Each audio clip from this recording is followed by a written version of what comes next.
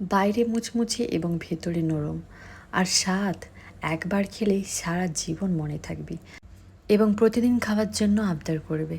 দুর্দান্ত স্বাদের একটি নতুন রেসিপি নিয়ে আপনাদের কাছে উপস্থিত হয়েছি, যেটির নাম হচ্ছে মেদু বড়া। খুবই সহজে যে কোনো দিন রান্না করে সেও বানিয়ে নিতে পারবেন। দুর্দান্ত স্বাদের এই রেসিপিটি খুব কম সময়ে এবং সহজেই বানিয়ে নেওয়া যায়। তো এর জন্য সবার প্রথমে আমি হাফ মুঠো মতো ধনেপাতা এবং দুটো কাঁচা লঙ্কা, হাফ চামচের থেকেও কম পরিমাণ নুন এবং দুটো রসুনের কোয়া নিয়ে এইভাবে থেতো করে নিয়েছি। এবার এক বাটি দইয়ের মধ্যে এই পেস্টটি দিয়ে দিয়েছি। এবার এক চিমটে গোলমরিচ দিয়ে ভালো করে এইভাবে একটু ফেটিয়ে একটি চাটনি বানিয়ে নিলাম। তো এই চাটনিটি আমি এক সাইডে রেখে দিলাম।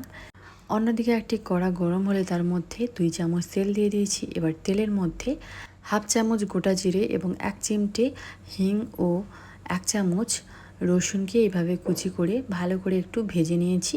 তো এইভাবে হালকা একটু ভাজা হয়ে গেলে এর মধ্যে দিয়ে দেবো 1.5 বাটি জল। এরপরে স্বাদ অনুযায়ী নুন দিয়ে দিয়েছি হাফ চামচ। এরপরে দিয়ে দিয়েছি হাফ চামচ চিলি ফ্লেক্স এবং জল ফুটে উঠলে জলের মধ্যে আমরা 1 কাপ সুজি দিয়ে দিয়েছি। আমি এখানে ছোট দানার সুজি ব্যবহার করছি, আপনারা চাইলে বড় দানার সুজিও ব্যবহার করতে পারেন। তো এইভাবে সুজি দেওয়ার সঙ্গে সঙ্গে আমরা গ্যাস অফ করে দেব এবং এইভাবে একটি চামচের সাহায্যে ভালো করে সুজিকে মিশিয়ে নিতে হবে এইভাবে। তো ভালো করে সুজি মাখানো হয়ে গেলে এবার এক সাইডে ঢাকা লাগিয়ে রেখে দেবো 5 মিনিট। 5 মিনিট পরে আমরা ঢাকা খুলে ভালো করে ঠান্ডা করে নেব। ঠান্ডা হয়ে গেলে দেখুন কতটা নরম হয়ে গিয়েছে।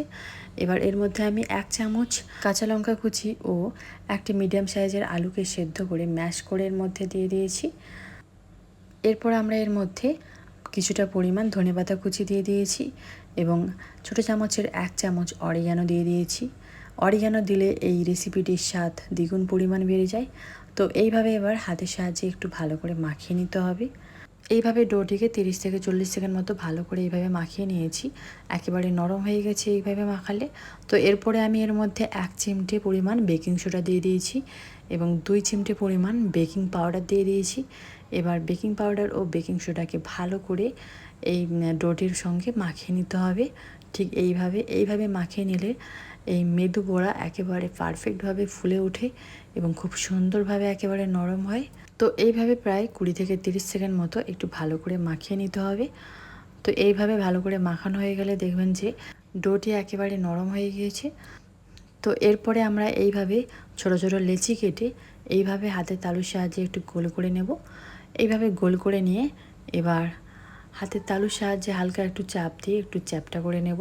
ঠিক এইভাবে এবার এইভাবে আমরা আঙুলকে এইভাবে গেঁথে একটি ছেদ করে নেব। দেখুন ঠিক এইভাবে আমরা একটি সুন্দর শেপ দিয়ে দেব।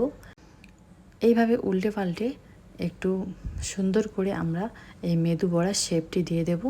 দেখুন কত সুন্দরভাবে একেবারে প্রস্তুত হয়ে গিয়েছে। তো আর একটি প্রসেস দেখাচ্ছি। এই মেদু বড়া বানানোর সময় হাতে একটু তেল মেখে নিতে হবে, তাহলে কিন্তু খুব সুন্দরভাবে বড়াগুলো প্রস্তুত হয়ে যাবে। তো এইভাবে আমরা ছোট করে লেচি কেটে এইভাবে গোল করে একটু চ্যাপটা করে নেব। ঠিক এইভাবে এরপর আমরা এইভাবে একটি সারফেসের উপরে রেখে এইভাবে একটু চ্যাপটা করে নিয়েছি। এবার এইভাবে আঙুলের সাহায্যে এরকম ছেদ করে নিতে হবে। এবার উল্টিয়ে অপর সাইডেও আমরা সুন্দর করে এরকম মেদু বড়ার শেপ দিয়ে দেব। দেখুন কত সুন্দরভাবে একেবারে প্রস্তুত হয়ে গিয়েছে। তো এইভাবে আমি একটি একটি করে সবগুলো মেদু বড়া বানিয়ে নেব। ঠিক এইভাবে সবগুলো বানিয়ে নিয়েছি। এবার অন্যদিকে আমি কড়াই তেল গরম করে নিয়েছি। এবার তেলের মধ্যে একটি একটি করে এইভাবে 4টি মেদু বড়া একসঙ্গে ভেজে নেব। দেখুন একেবারে মিডিয়াম টু হাই আছে আমাদেরকে এই বড়াগুলো ভাজতে হবে।